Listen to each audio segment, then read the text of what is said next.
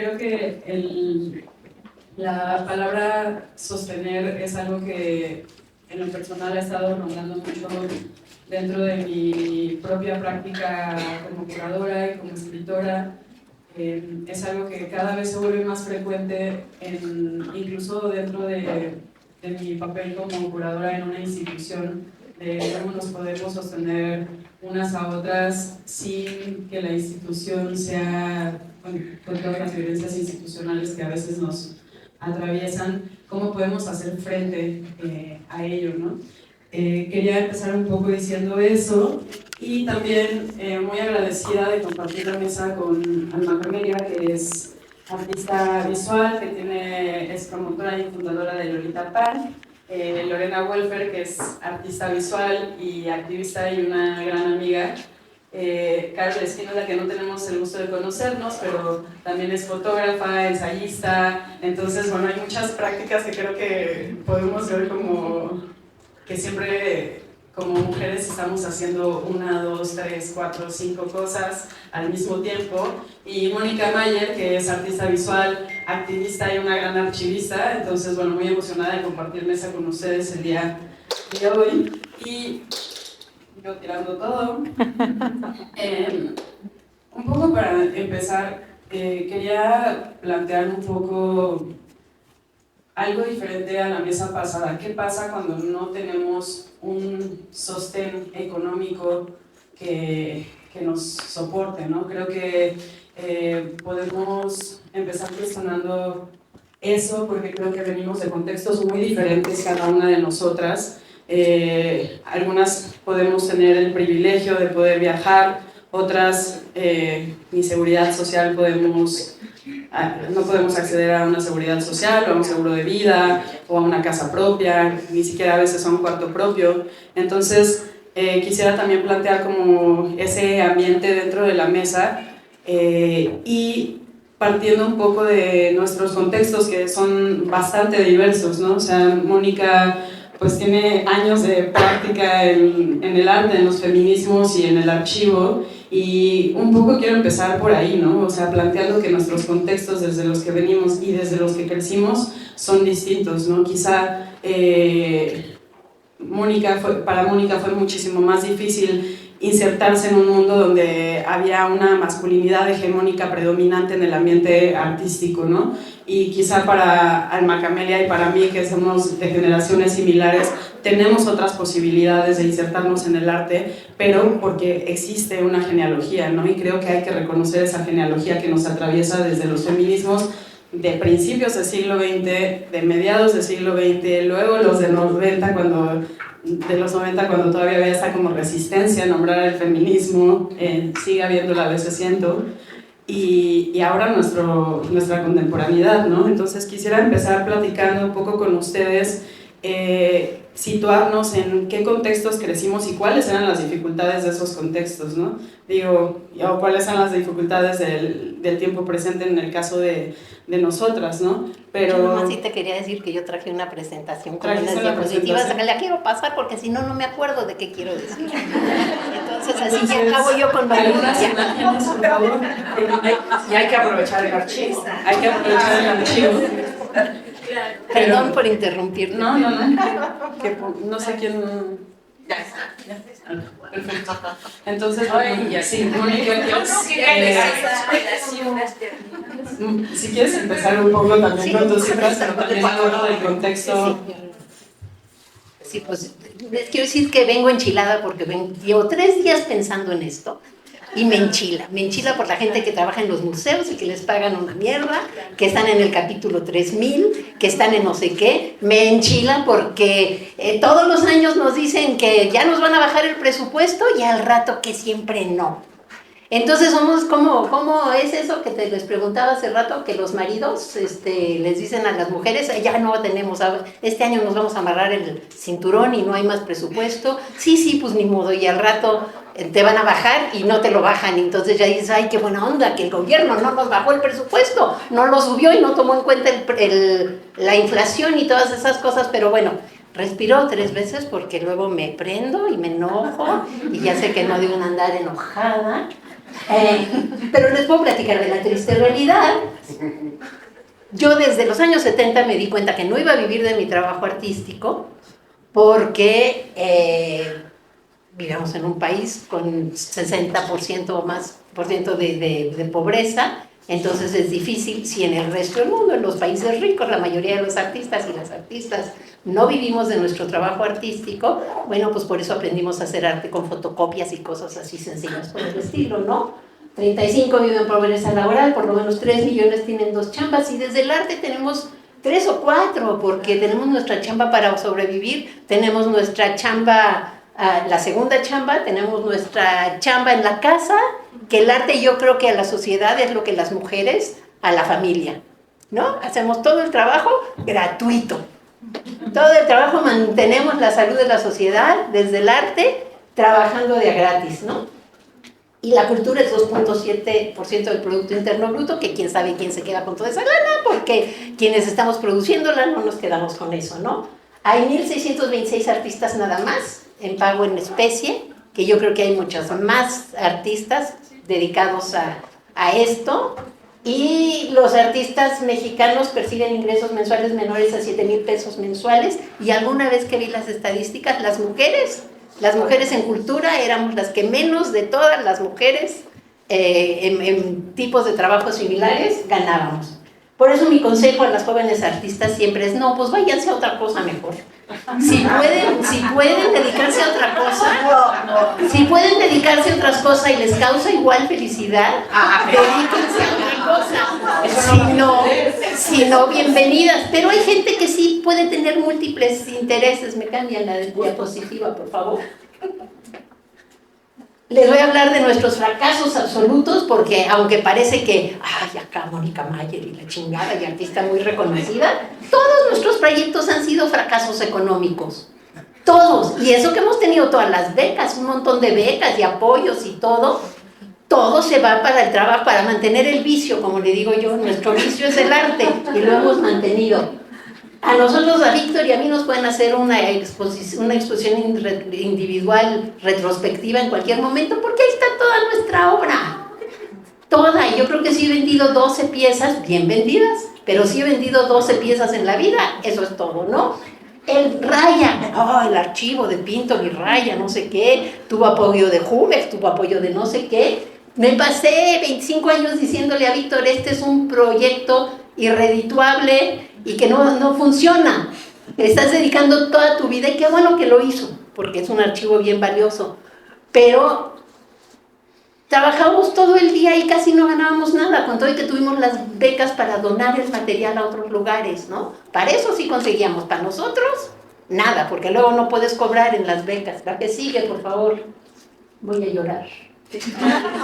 Pero también nos hemos peleado y nos hemos divertido. Por ejemplo, en este momento, ya como guardamos todo lo de los periódicos, hicimos un proyecto, salió en el periódico una entrevista del director de José Pintado, que era el presidente de la Sociedad de Amigos de Museos, que se supone que son la gente rica que se junta para apoyar a los museos, ¿no? Nos pidieron a todos los artistas que donáramos obras. Perdóname, Lucero, pero a mí, qué bueno que son 50% lo que se está proponiendo, pero acabamos de todas maneras pagando las artistas, porque somos quien donamos, ¿no? Quienes coleccionan se quedan con la obra, no donaron dinero, compraron una obra, ¿no? Entonces nos pidieron a los de Exteresa que donáramos obra, y todos donamos, y luego se atrevió a decir que los artistas por fin éramos amigos de los museos. ¿Sí?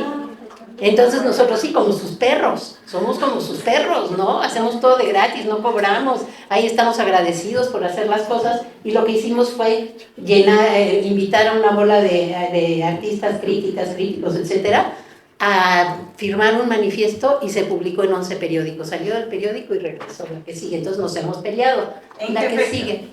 ¿En qué fecha hicieron eso? 97. 97. También me le he pasado escribiendo. Del arte como un marido aburrido infiel. Así es el arte. Así es. Y el manual de Carreño para funcionarios de arte, porque también el trato que recibimos es, mandas tu propuesta al museo y nunca te contestan. Te aceptan la exposición y de repente cambian de funcionarios y nunca te contestan. Siquiera contesten, a lo mejor el artista o la artista después va a ser su jefe y entonces va a acordar de que ni siquiera le contestaron. Es muy adverso todo el tiempo, ¿no? La que sigue. Pero este tuvo un montón, lo acabo de compartir de nuevo y tuvo 11,000 likes en Instagram. Es algo con el que todo el mundo se identificaba, ¿no? Y estuvimos en el grupo Los Abajo Firmantes, que les digo, no saben cuántas veces fuimos con los senadores y los diputados a no le bajen el presupuesto a cultura y luego se lo subían, ¿no? Yo este año ya ni fui. Ya les podemos dejar, bájenlo, ya sabemos que lo van a subir. Porque van a decir, ay, no, ¿cómo le vamos a bajar a cultura? Porque de hecho sí se está bajando, ¿no?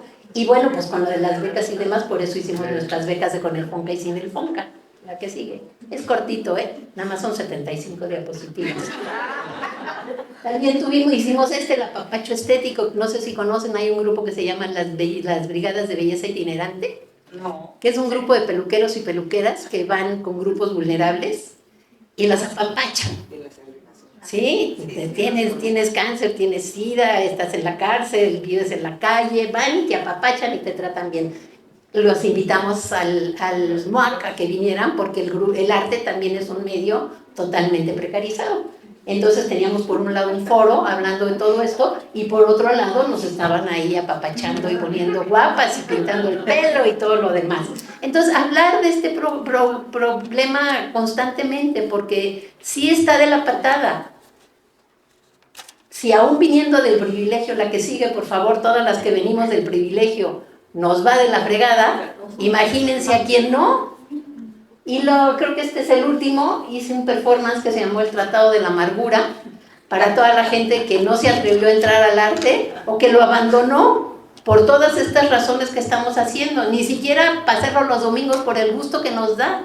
Entonces el nivel de amargura aquí hay sobrevivientes, ¿no? Aquí hay quienes hemos seguido esto, pero la cantidad de gente que lo ha abandonado porque es tan feo el medio y es tan adverso, es terrible, ¿no? Entonces, bueno, ahí de ese me voy a hacer rica yo, de ese taller para gente que lo dejó, y el taller de mujeres, sí, hay otro taller de mujeres artistas para atrevernos a ir a solicitar la beca, porque, por ejemplo, en el Fonca había esta cosa de que las mujeres artistas pedían mucho menos, entre jóvenes creadores, la beca, que los hombres. Entonces, entre que nos la hacemos difícil y el medio está difícil como hombres y peor como mujeres, que se ha hablado, está peor. Creo que ya es la última. Bueno, no nada más tenemos que hacer nuestro trabajo, sino que tenemos que escribir de él, archivarlo, guardarlo, promoverlo, difundirlo y todo lo demás. La que sigue, por favor, que ahora sí creo que es la última. Entonces, mi recomendación sería, como es mi cuestionario para gente que tiene archivos, si no tienes resuelto todo esto, si como artista no tienes resuelto cómo vas a vender, dónde vas a vender, de qué vas a vivir, sino qué vas a hacer, cómo son los materiales, con quién te vas a aliar, ya la última, porque te digo que ya me enchilé y no puedo ni hablar. La última, por favor. Pues eso es lo que vamos a hacer con el archivo de Pinto Mi Raya. A lo mejor es lo que acabamos haciendo con toda nuestra colección. Y de repente sí digo yo, bueno, ¿por qué seguimos haciendo las cosas gratis? Incluyendo participar en esta mesa. ¿Por qué lo seguimos haciendo? Digo, aquí me queda claro que es porque son mis cuatas. Pero hasta que no digamos no a todas, pues va a seguir siendo la misma situación. Entonces, bueno, pues nada más les digo que me siento así porque ya se me acabó mi beca del Fonca y estaba yo muy divertida pudiendo trabajar durante 3 años y entrando el 1 de enero, artista setentera de nuevo y ya nada más puedo hacer cosas con fotocopia. Mínimo, ya, gracias.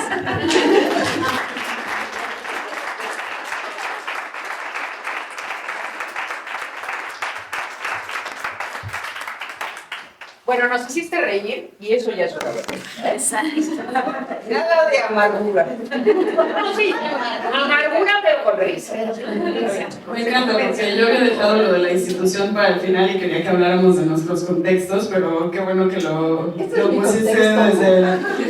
No, o sea, como justo donde empezamos nuestras prácticas, pero justo creo que mi intención un poco también era llegar a la institución y todas las precarizaciones que vivimos, que son evidentes, ¿no? Y muchas veces hay como una sensación de que las instituciones son un ente omnipresente que no podemos ni siquiera ver, ¿no? Pero pues está lleno, o sea, somos nosotras las que trabajamos desde estos espacios quienes normalmente operamos como ese ser policíaco, vigilante, controlador, que dice qué se puede hacer, qué no se puede hacer, o nos alineamos a las políticas, ¿no? Y creo que es muy importante cuestionarlas y empezar con este enojo, ¿no? Con este malestar de cómo es posible que sigamos trabajando sin recibir siquiera una paga, ¿no?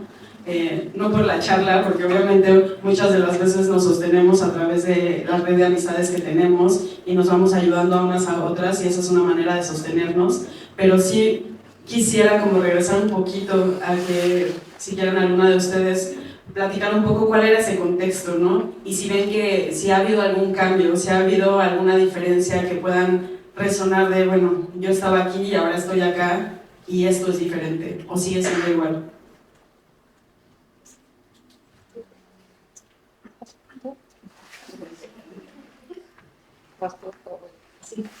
Bueno, gracias por la invitación y qué gusto también estar acá desde, sí, otro lugar, me voy a atrever a decirlo, desde el no privilegio y desde un lugar que también hasta ahorita, desde pues, que tengo 33 años, no ha cambiado absolutamente nada.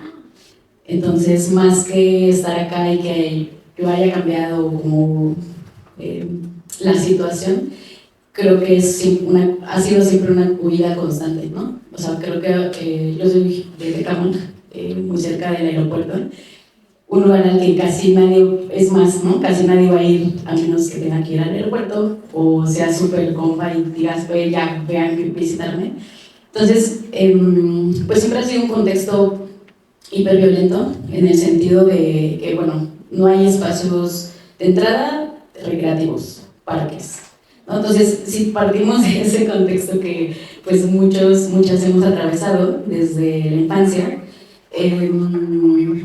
pues sí considero que ha sido un gran logro estar acá. O sea, simplemente como dedicarnos al arte incluso como salida o como también huida, no tanto como un lugar de las ideas, o sea, como que ni siquiera pensado desde nuestro contexto era una posibilidad de estudiar otra cosa, ¿no? Entonces, de las carreras más baratas en educación pública, pues es arte, porque puedes hacer cosas con papel y lápiz, o carboncillo si quieres, ¿no? Entonces, para mí, desde una cuestión como de género y familiar, desde donde, pues, si tu mamá es la que dice, tu hermano sí, tú no, pues desde ahí uno se enoja, ¿no? Porque él sí, porque yo no. Entonces, desde ese lugar en el que uno intuye que está siendo desigual tu propia familia contigo, pues te aferras, ¿no? Entonces, pues ese es mi caso, como sí una especie de huida constante de resistencia, incluso a eso que uno no denominaba como, claro, está habiendo violencia de género dentro de tu casa, o sea, ni siquiera era una pregunta eso, ¿no? Sino que más bien partiendo desde esos lugares al que uno intuitivamente decía algo que está raro, pues es desde donde se construye esta única posibilidad que es estudiar, o sea, simplemente estudiar, ¿no?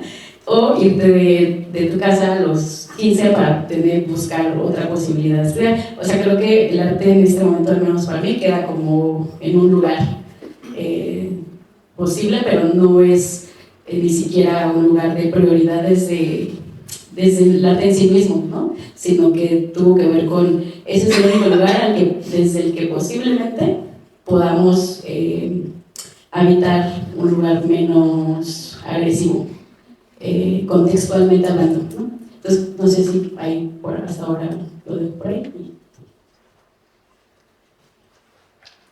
no sé, yo quisiera como traer a la mesa como otras conversaciones, porque, no sé, escuchando a mis amigas y a mis colegas de antes, pensaba mucho como en la idea de la lucha, ¿no? Y en la idea de que la lucha es algo que como que realmente no se mencionó, ¿no? Y para mí, o sea, yo siento que yo siempre he estado en lucha, ¿no? Y siempre he estado en resistencia, digo, primero legitimando o intentando legitimar el performance, y pues ahí conocí a Mónica, y siempre además en los márgenes del arte establecido y como muy claramente ubicada en esos márgenes, ¿no? Y después, conforme fui entendiendo de qué iba el sistema cis-heteropatriarcal del que somos parte, pues ya ubicando mi lucha claramente ahí, ¿no? Y no sé, me acuerdo hace muchos años cuando creo que fue una conferencia de las Guerrilla Girls, que alguien nos preguntaba, no sé como si era fácil o no ser artista feminista, ¿no? Pero ser artista feminista, pues hasta hace más o menos reciente, era artísticamente incorrecto, ¿no? Y sí implicó, pues eso, luchar por abrir espacios, ¿no? E insistir una y otra vez porque era indispensable hacer ese trabajo, ¿no? Y estar reiterando una y otra vez que no era una elección, ¿no? Que vivimos en este país con el estado de las cosas, ¿no? Entonces eso, quizás para mí, no sé, la conversación sí tiene todo que ver con el género y sí tiene todo que ver con el sistema del que somos parte, porque de otra forma estamos casi hablando como desde una neutralidad que yo por lo menos no reconozco, ¿no? Bueno, yo soy Carol Espíndola, yo vengo de Tlaxcala. Inicié a hacer, pues digamos, cosas relacionadas con el arte, como de manera consciente, de manera formal, no tanto esas cosas que quizá todas hacemos cuando somos niñas, de dibujar, cantar, pintar, de manera como ya consciente, pensando en ello, pues yo creo que justo ya hace 20 años, ¿no? Y en realidad cuando empecé a hacerlo, pues un poco me identifico también con este contexto que nos platica Alma, pero también con Mónica, pues de que en Tlaxcala pues no había ni siquiera una escuela donde pudieras estudiar artes, ¿no? Y en mi contexto familiar pues no me iba a permitir ni dedicarme al arte, ni irme a estudiar, ni siquiera a la Ciudad de México, ¿no? O sea, a Puebla, o sea, no era como una cosa, pues que realmente ni siquiera era una opción, y al mismo tiempo eso tampoco ni siquiera me estaba frustrando, porque como no era opción ni existía, o sea, ni por mi cabeza me pasaba que pudiera hacerse, ¿no? Y luego todavía para complicar más las cosas, pues decido casarme muy joven, tener 2 hijas casi inmediatamente de casarnos, y pues eso pues le agrega como cierto grado de dificultad, partiendo de que no había como pues una base, ¿no? No sé, de estudiar artes, pensar en el arte. Y pues lo que hago justamente es tratar, pues desde hace 25 años, pues de sostener la vida, ¿no? De la manera más honesta, pero también a gusto, pero también queriendo ser un ejemplo para mis hijas. Y esa lucha por la que yo pasaba era más bien esa lucha como de decir, si me dedico al arte o no me dedico al arte, ¿no? Porque el arte pues me está dando algo que necesito, pero al mismo tiempo no, porque también necesito vivir, necesito comer, mis hijas necesitan ir a la escuela. Entonces, pues realmente fue hasta que pude como conocer a otras mujeres artistas que me hablaban de que, pues sí, ellas siendo madres, ellas siendo, pues no necesariamente estudiando artes, pues pudieran hacerlo, ¿no? Y es como una lucha interna todo el tiempo, ¿no? De pues, poder tener una beca, tener un trabajo. Yo actualmente, que creo que vivo, ya antes me sentía totalmente como fragmentada y sentía que vivía como una doble vida, por lo menos, o triple vida, porque era como esta parte de ser esta mujer independiente, tratando como de cambiar lo que me habían dicho que era el matrimonio, cómo poder poner yo mis propias reglas, cómo vivirlo de otra manera, pero al mismo tiempo tratando de ser un artista que, si bien tenía intereses como de hablar desde el cuerpo, ¿no? Empezando un poco con el teatro, pero también con la música, hasta que finalmente encuentro la fotografía y el autorretrato como ese espacio en el que puedo unir todo eso que me venía llenando. Y al mismo tiempo, pues la carrera que yo finalmente estudio, porque tuve que estudiar varias carreras porque me lo impedía una enfermedad, porque no tenía dinero, finalmente estudio ciencias de la educación. Y pues eso pues, me ha permitido tener un trabajo que afortunadamente me da seguridad social. Y entonces esta percepción, esta idea del futuro, ¿no? De decir, bueno, ¿de qué voy a vivir? Pues más o menos la tengo garantizada, porque yo ya no pude entrar a este sistema de pensiones que mantenía como la vida de muchas personas, pero sí hay una cierta pensión mínima garantizada, y bueno, eso me tiene como un poco tranquila, viviendo en Tlaxcala, pues que no es tan caro, aunque poco a poco se va encareciendo más, y digo, bueno, el futuro, ya no me voy a morir de hambre. Mis hijas actualmente pues son adultas, se sostienen a sí mismas, y eso también me da mucha tranquilidad, ¿no? Y mucha como esperanza de futuro, y sobre todo como es ahora, en este presente, como volver a encontrar ese tiempo para crear, ¿no? Para hacer arte, sin esta presión por sostener la vida de una manera como tan precaria y quizá alejada de la Ciudad de México, y pues no sé, y me llena mucho esa otra doble vida en donde soy directora de una escuela primaria, porque es lo que me tiene como con los pies en la tierra, ¿no? Siempre estando conociendo niñas, niños, familias, no sé, o sea, es como todo ese contexto que me nutre continuamente. Gracias. Muchas gracias. Me gusta mucho porque hay bastantes contrapunteos. Por un lado, Mónica, o sea, dedicarse a la práctica artística, si quieren dedicarse a eso y piensen, o sea, quieren seguir un camino, porque si no, no. Por otro lado, Alma Camelia, poniendo el arte como una posibilidad en un ambiente que puede ser hostil, precarizado, violento, donde no hay posibilidad siquiera de estudio, y pensar que el arte es lo más económico para estudiar. Lorena, con la posibilidad de ver el arte como un terreno de lucha y también de incidir en espacios, no solo institucionales, pero también callejeros, y Carol también como visibilizando y evidenciando las 3-4 jornadas laborales que solemos hacer las mujeres, también mujeres que maternan, y que muchas veces las prácticas artísticas es el terreno como de la creatividad, porque lo que en realidad se trabaja es otra cosa, ¿no? Como lo que nos cuentas de ser directora de una escuela primaria, ¿no? Y eso me parece muy potente de visibilizar, de volver a nombrar, porque creo fervientemente que el contexto de cada una es la que nos marca, ¿no? Y no podemos homogenizar que solo somos mujeres y que por ser mujeres tenemos un mismo contexto, y a mí eso me parece muy potente, escuchar cada una de las experiencias y ver dónde estamos situadas, ¿no? Creo que la Ciudad de México es uno de los espacios más centralizados donde las prácticas artísticas se siguen dirigiendo desde el centro. Los museos siguen siendo como estos espacios donde casi como trampolín, que parece que de estar en un museo después va a haber una carrera internacional, y nos damos cuenta muchas veces que no es así, ¿no?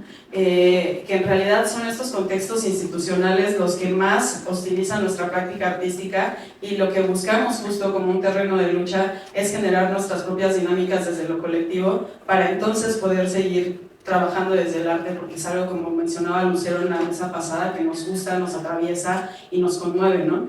Entonces, me gustaría un poco también hablar de esas prácticas que nosotras sostenemos en relación a lo colectivo, ¿no? Cómo ha sido como el papel de otras mujeres, de otras disidencias, quienes han sostenido a la par nuestras propias prácticas, y que es un terreno de estar empujando y empujando y empujando para así ir como agrietando o quizá generando otras posibilidades de existencia más allá de la que se nos imponen, más allá de como la estructura del poder hegemónica. No sé si quieres como un poquito... Pues yo no sé si lo han sostenido, pero es donde más me he divertido. Polvo de gallina negra, tlahuiles y rateras, el MUMA. ¿Desde cuándo estoy que ya no quiero estar en el MUMA? Pero bueno, es que las quiero mucho. Las quiero mucho, me divierte, pero digo que ya no quiero estar trabajando en nada. Entonces, para mí, pues es ese espacio de amistad, de solidaridad, de diversión, de que me entero que ya andan haciendo no sé qué proyecto por allá, y Lorena, y en Tlaxcala, a ti no te conocía, pero en Tlaxcala lo que se ha ido gestando, y eso a mí me da mucho placer, me divierte mucho y sigo haciéndolo, pues por eso, igual sigo haciendo tendederos por todas partes, porque me permite estar en grupo, en contacto con otras mujeres y ver las problemáticas, entonces aprendo y entiendo, y es el problema que me interesa. Eso no quita que sienta que está de la fregada la situación, ¿no? Bueno, voy a empezar. No, y justo esa otra vida, pues es la vida, porque se hablaba de dos, ¿no? De artista, de directora de primaria. Bueno, pues esa otra vida ahora es la gestión, ¿no? Porque entonces resulta como no había nada en Tlaxcala y tenía como esta idea compartida con mi pareja de pues hacer esta resistencia desde Tlaxcala, pues entonces nos agregamos otro grado de dificultad y dijimos, bueno, pues vamos a, pues eso que no hay, pues vamos a hacerlo, ¿no? O sea, si nadie se dedica a hablar del arte contemporáneo, de la fotografía contemporánea, y pues ahí vamos a hacer proyectos, y tenemos una plataforma que se llama LAFO, ahí pueden buscarla en las redes, y tiene ya 13 años, pues, ya con este nombre formal de LAFO tiene 13 años, pero antes de eso hacíamos conciertos, o sea, tratábamos como de tener dinero, ¿no?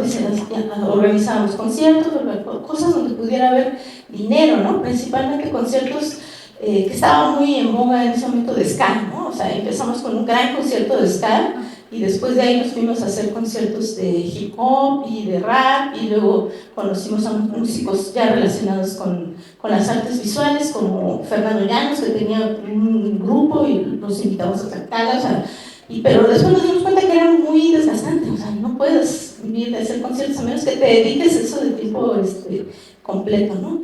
Entonces nos fuimos poco a poco enfocando solamente a las artes visuales, y ya, ¿no? Está el proyecto del AFO. Pero pues yo tenía, como dice Mónica, esa cosquillita de que yo hago por allá, hago por acá, y, o sea, no puedo, o sea, me gusta, quiero hacerlo, ¿no? Entonces, ahora estoy trabajando en un proyecto de arte feminista en Tlaxcala, que el proyecto se llama Un Arma Radical, y nació con la idea de, pues, sentarnos a leer sobre arte feminista, algo que no se lee, ni se estudia, ni se revisa en Tlaxcala, y que era urgente y que pues nadie lo estaba haciendo. Entonces yo dije, bueno, pues ni modo, voy a hacerlo. Entonces hicimos bibliotecas, ambulantes, pues invitamos a Karen, recibimos donaciones de muchas personas, afortunadamente, un apoyo del PAC, y pues realmente al final todo eso pues es satisfactorio, ¿no? Y justo algo que me entusiasma y aprovechando que están aquí, pues nos invitaron precisamente en el marco de la exposición que está ahora de desordenar las cosas en el Museo Nacional de San Carlos, el 29 de noviembre, a presentar esto que hemos estado haciendo de arte feminista en Tlaxcala. Entonces vamos a estar por ahí próximamente. Y luego, con otra amiga que también está como yo, como que queremos hacer cosas, se nos ocurrió hacer un archivo de fotografía feminista, específicamente de fotografía feminista, así, pues sin dinero, ¿no? Dijimos, bueno, vamos a hacerlo. Sí conseguimos apoyo, sí conseguimos un patrocinio. Invitamos a Mónica también a ser nuestra jurada, también estuvo Mayra Mendoza, y ahora tenemos nuestra idea es pues hacer una colección de 100 mujeres fotógrafas y que puedan formar parte de archivos tanto de museos como de fototecas o de colecciones privadas para pues ir rompiendo estas brechas de género en las colecciones de arte, ¿no? Esta primera edición se estará entregando a la Fototeca Nacional en diciembre y habrá una exposición en febrero. Y ya estamos preparando, estamos en este proceso ahora sí de solicitar recursos la siguiente edición para el próximo año, ¿no? Ahí igual pueden buscarlo. Y nuestro nombre, pues es un homenaje a Mónica Mayer y a lo que ella ha hecho antes que nosotras, ¿no? Por eso se llama todo este proyecto Rosa Chillante, Laboratorio Experimental de Fotografía Feminista, que lo hago junto con Greta Rico. Igual ahí pueden pues, googlearlo. Gracias.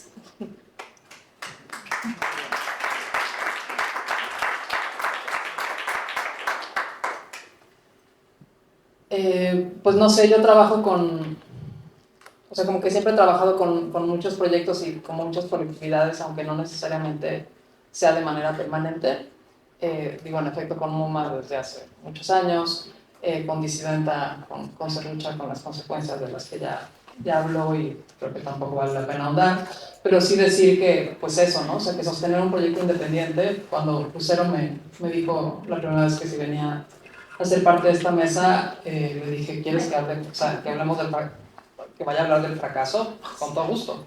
O sea, del fracaso de los proyectos independientes, o sea, seguro, porque los proyectos de los que yo he sido parte, que tratan de sostenerse a sí mismos de forma independiente, siempre fracasan. O sea, y eso para mí es fundamental reiterarlo.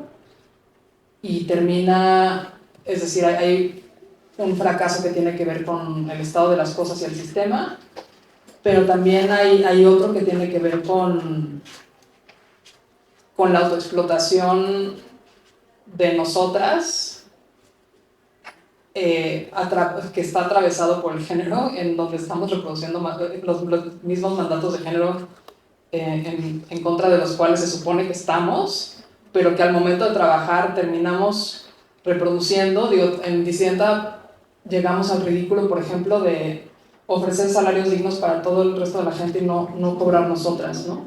O sea, era así, era idiota, era insostenible, ¿no? O sea, pagarle unos salarios increíbles a la gente que invitábamos al programa que ofrecíamos y nosotros no ganar. O sea, ese es el nivel digamos, del estado de las cosas. En Disidenta también, por ejemplo, lanzamos un proyecto hablando de otros fracasos, que se llamó Tabuladora, en el que buscábamos que las mujeres artistas y, bueno, las mujeres que trabajamos dentro del arte, habláramos de dinero, ¿no? Que es todo un problema porque justamente como parte de la condición dentro de los mandatos de género, no hablamos de dinero, ¿no? Y en un país con tantas desigualdades, el problema siempre es que si tú no aceptas un cierto salario o un cierto honorario que te ofrecen por algo, siempre hay alguien que lo va a aceptar.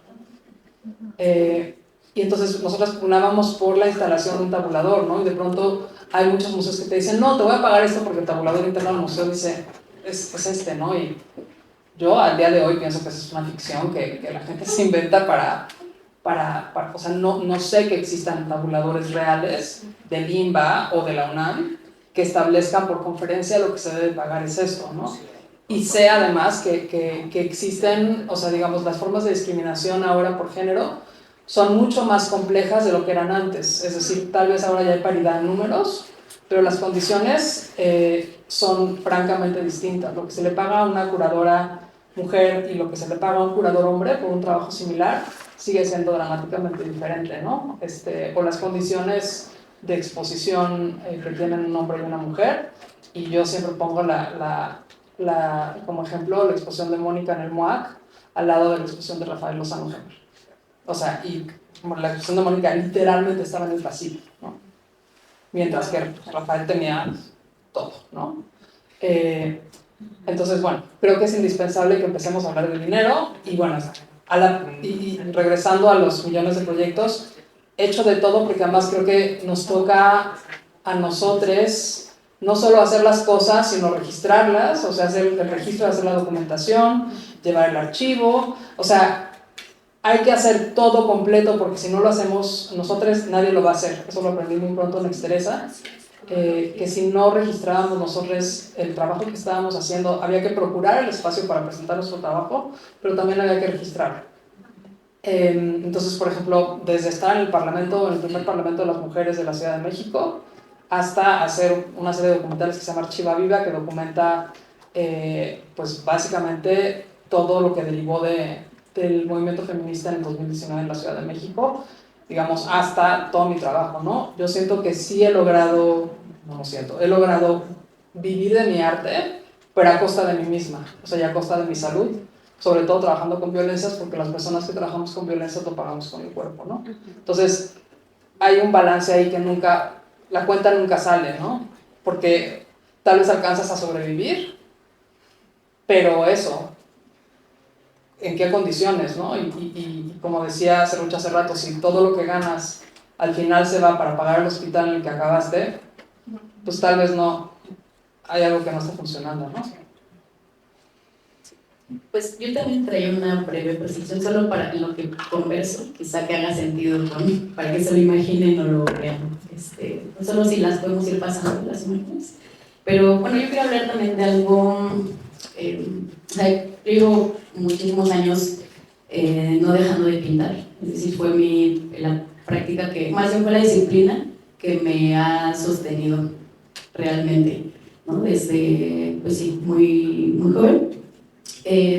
Y no he dejado de pintar, doy clases de pintura, que disfruto muchísimo en mi casa.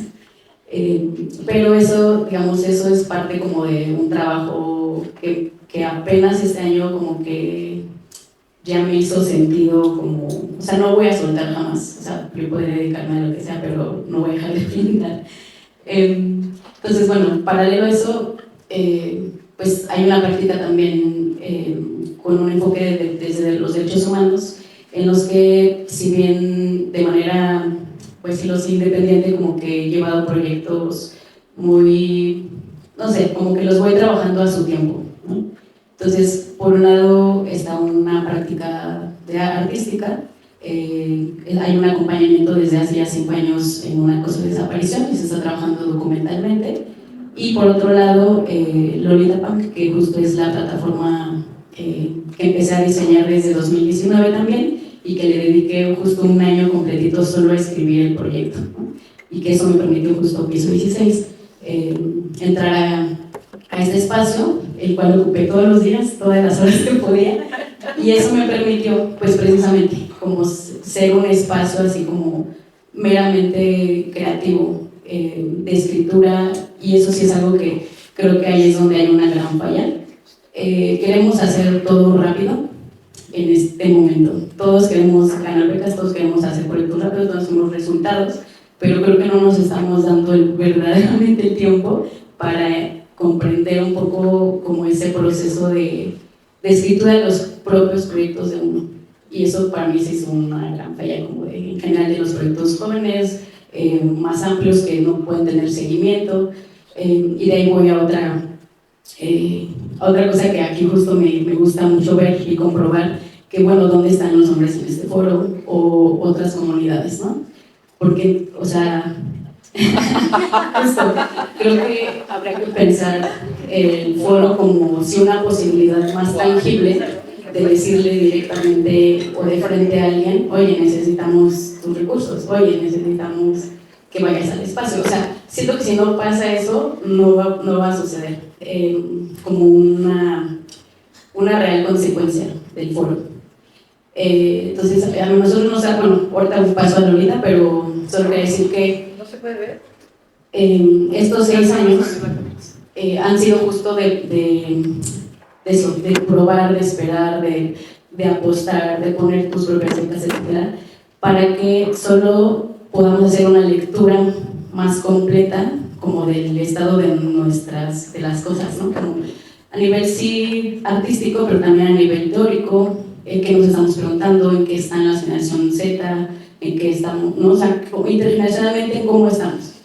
Y pues un poco también a esta conclusión que hemos llegado, ya afortunadamente este año también ya somos más colaboradoras en el proyecto, ya no soy yo solita, o sea, eso es insostenible, pero pensando en que también si una no empieza como con la pregunta, partiendo también de un contexto 2005, 2020, o sea que a mí me tocó como conocer todos los espacios independientes desde el 2000, todas las iniciativas, o sea como que me ha tocado poder estos 15 años decir, bueno, así está y pues uno de alguna forma sigue aquí, ¿no?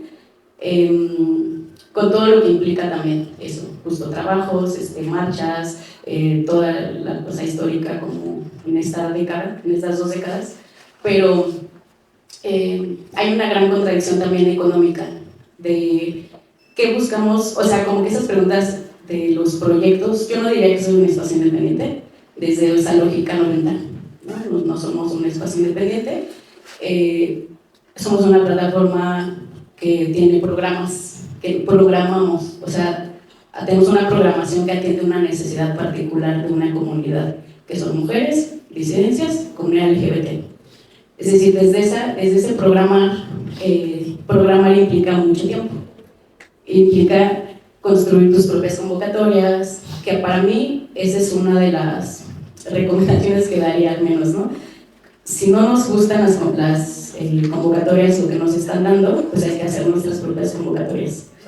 Esa sería una, y al hacer tus propias convocatorias puedes leer de manera más clara y concreta qué quieren las otras convocatorias y así poder como tener más posibilidades de, pues sí, de tener ese acceso, ¿no? A esos fondos que pues sí hay que pelear, o sea, no es como opcional, al menos en este contexto, al menos para mí.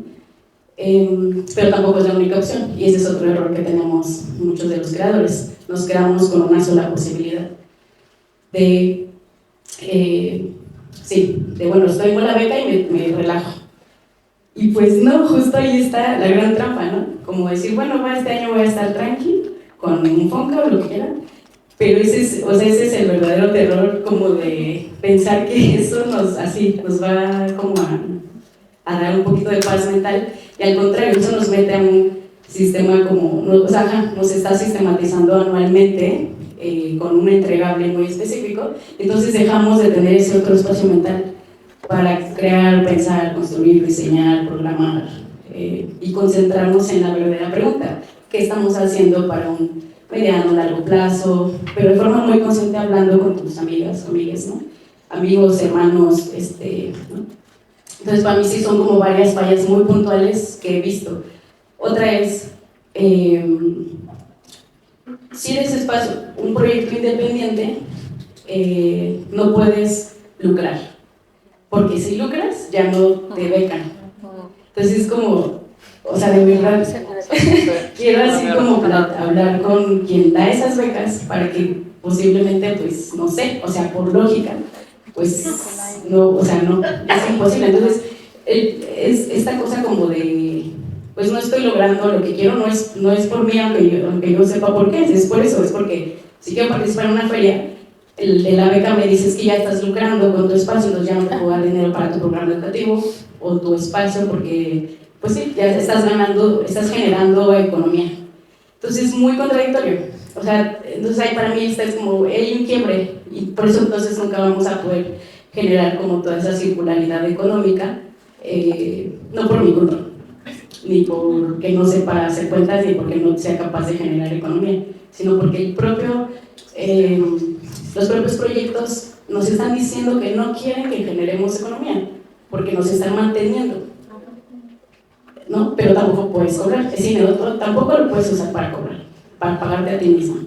Entonces, o sea, es así, es muy directo, no avanzamos en ese sentido como proyectos independientes, específicamente por cómo está diseñada su convocatoria, que no se da el tiempo de hacer una lectura más profunda de cómo es que funcionamos.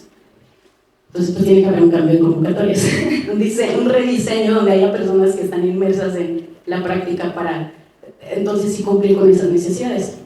A mí en un momento me dijeron, pones la palabra galería y no vas a entrar. Bueno, plataforma curatorial.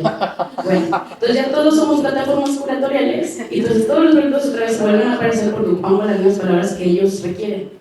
Y ese es otro problema, ¿no?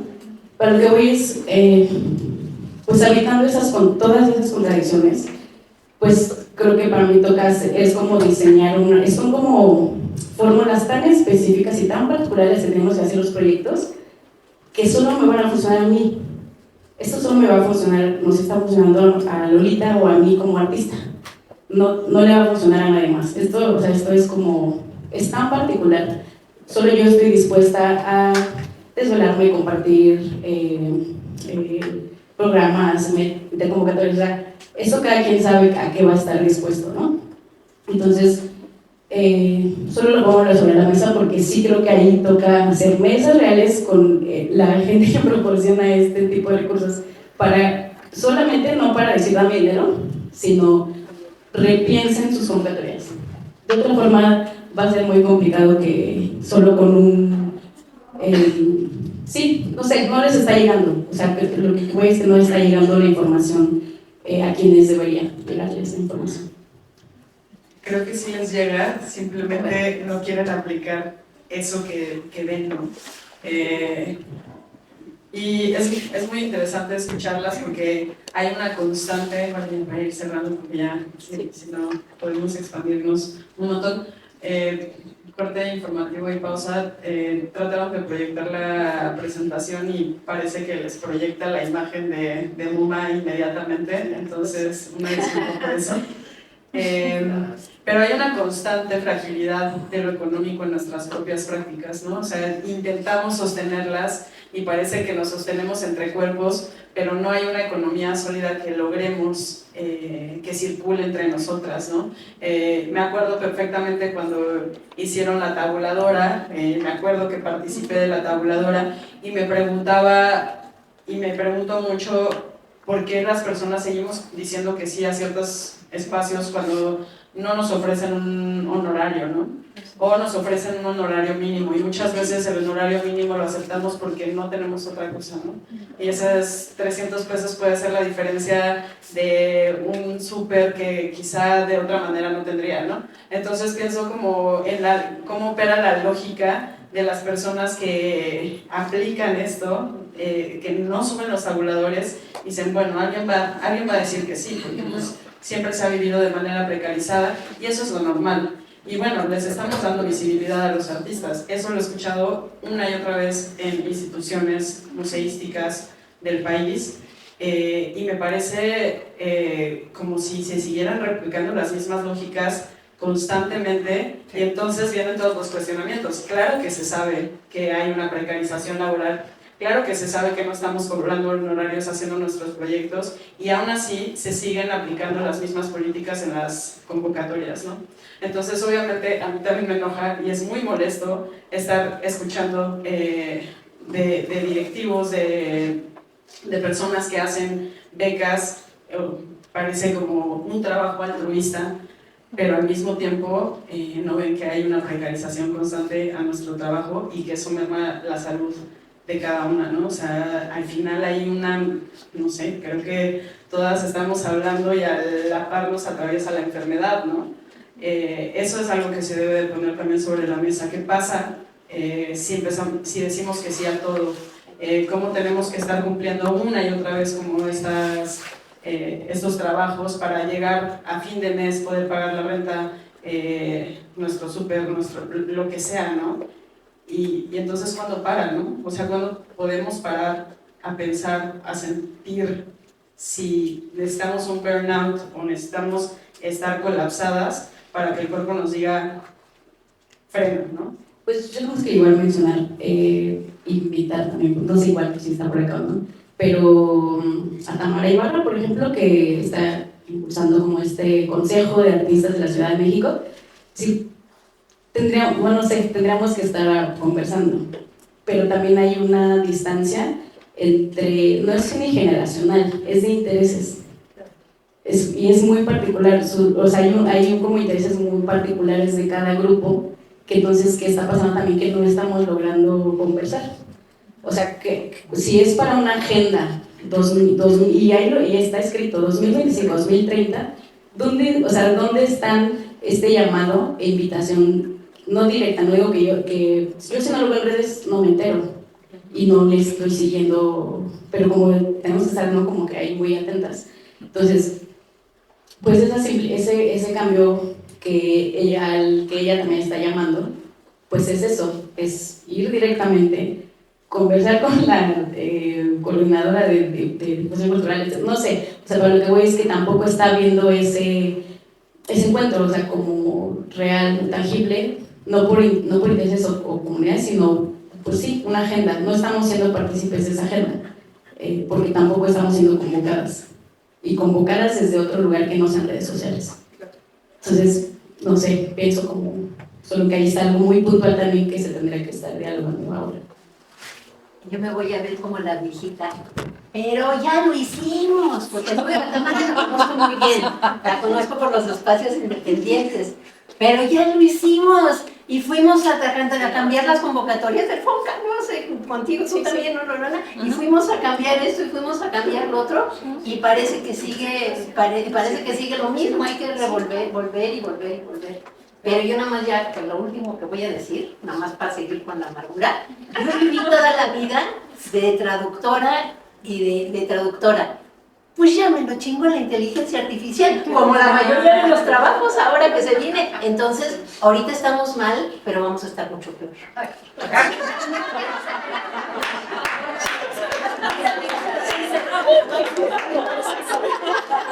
A ver, yo quiero.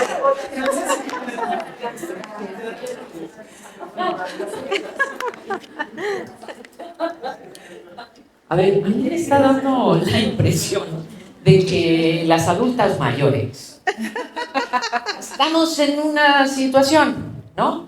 Pero me da mucho gusto ver que hay jóvenes que tienen la energía que tuvimos nosotras en un momento. Y sí hubo cambios, sí ha habido cambios.